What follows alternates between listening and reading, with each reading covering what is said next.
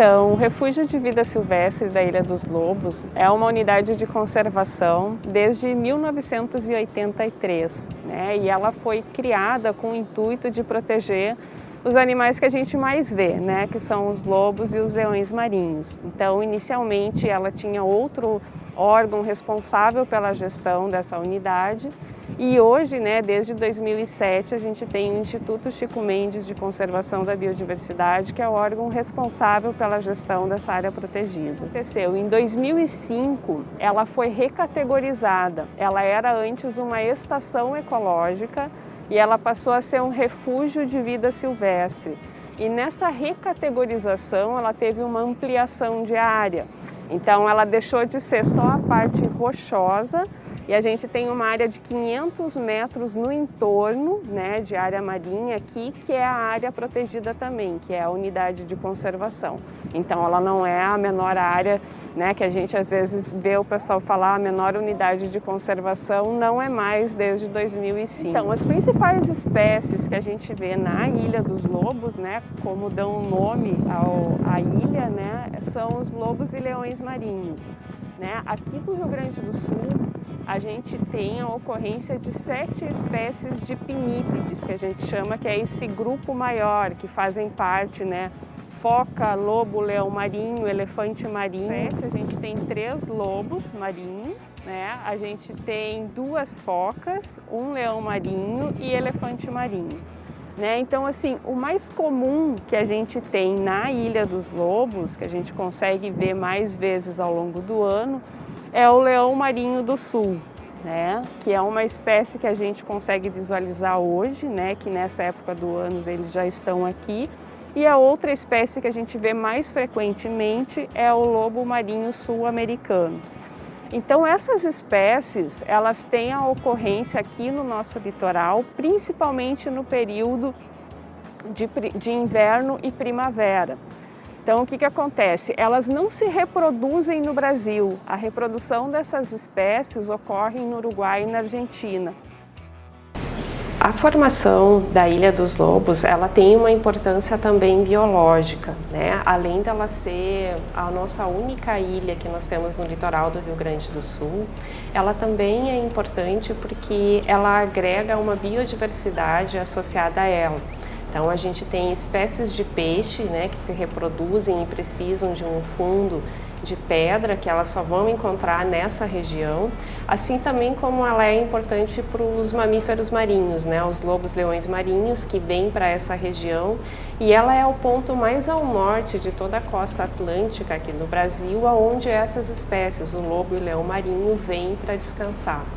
Além disso, ela também tem uma importância para as aves. Então, a gente tem já catalogado mais de 27 espécies de aves que ocorrem na Ilha dos Lobos, né, e utilizam esse espaço também como alimentação. A equipe do ICMBio é composta por veterinário, biólogos, e a gente faz o monitoramento da biodiversidade semanalmente com o uso do drone, né? Então a gente consegue fazer a contagem da quantidade de pinípedes que a gente tem. Então a gente identifica qual a espécie que está na ilha e também a quantidade e também a categoria, né? Se a gente tem filhotes, se a gente tem juvenis, se a gente tem adulto. Então a gente, desde 2018, né, tem feito esse monitoramento semanal da ilha, e além disso a gente faz também o monitoramento embarcado, né, para principalmente monitorar a questão das aves. Por ser uma área protegida, o Refúgio de Vida Silvestre, para as atividades turísticas poderem acontecer, elas precisam de um ordenamento. E esse ordenamento ele é feito através de um instrumento que a gente chama de plano de manejo. Esse plano de manejo vai dizer quais possíveis atividades turísticas vão poder acontecer na ilha e de que forma elas vão ocorrer, no intuito da gente tentar minimizar todos os possíveis impactos, né, sobre a biodiversidade. Mas a gente, como órgão gestor, acredita que as atividades turísticas elas potencializam a questão da conservação a partir de uma interação positiva, né, com o usuário, com o turista, com esses ambientes naturais. Para quem quiser também conhecer um pouquinho mais o nosso trabalho, a gente tem as redes sociais, tanto o Instagram quanto o Facebook, também o site da unidade. E nessas redes sociais a gente coloca os dados de monitoramento que a gente faz semanalmente, então ali é possível acompanhar quantos lobos, leões marinhos tem a cada semana na unidade e também outras informações e curiosidades sobre a ilha. A Ilha dos Lobos, na realidade, ela é o nosso quarto morro. Torres tem o que todo mundo diz, são 3 morros testemunho, né? E a ilha é o nosso quarto morro testemunho, porém, a maior parte dela está submersa. A grande importância dela é justamente ser essa parte submersa, né? É ser uma ilha minúscula, muito pequena, marítima, mas que serve de refúgio para animais silvestres, né? Eles chegam aqui para descansar,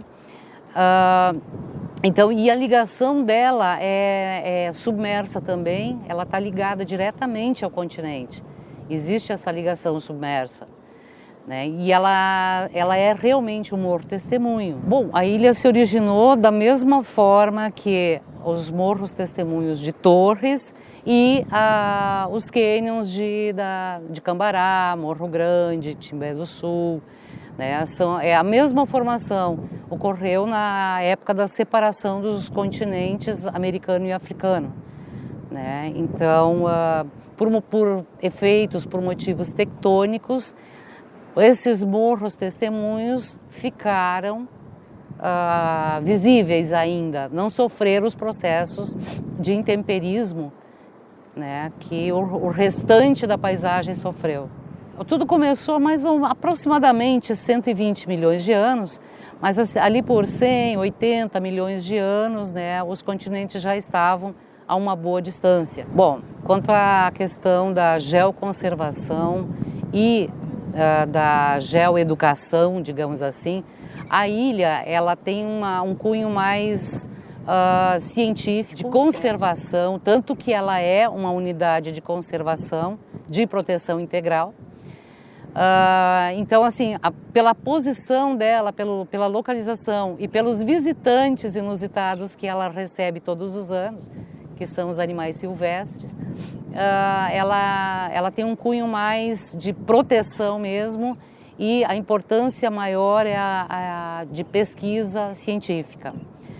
Em compensação, no caso dos outros morros de Torres, a importância maior, além da científica, que é muito importante, tem a questão turística. Muito bem, essa proposta que os municípios desenvolvem através desse projeto de geoparque, ele tem uma importância singular para o turismo, porque ele une todo um território entre céu, né, entre o mar, entre a montanha, portanto, ela é uma diversidade muito rica e que atrai certamente o turismo internacional, se colocando como uma opção de um turismo nacional e mundial. Então, o território só tem a ganhar quando une esforços para fortalecer o turismo e, ao mesmo tempo, claro, atrair e movimentar a sua economia. Então, o turismo é uma fonte riquíssima para a economia, e o Geoparque, ele tem sido aí um grande projeto para a região do Litoral Norte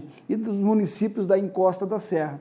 Então, acredito que este projeto, ele acontecendo, ou seja, né, nós recebendo aí a chancela da Unesco, transformará esta região de forma muito especial e vai atrair certamente o olhar do mundo inteiro para o território Geoparque Caminhos dos Cânions do Sul.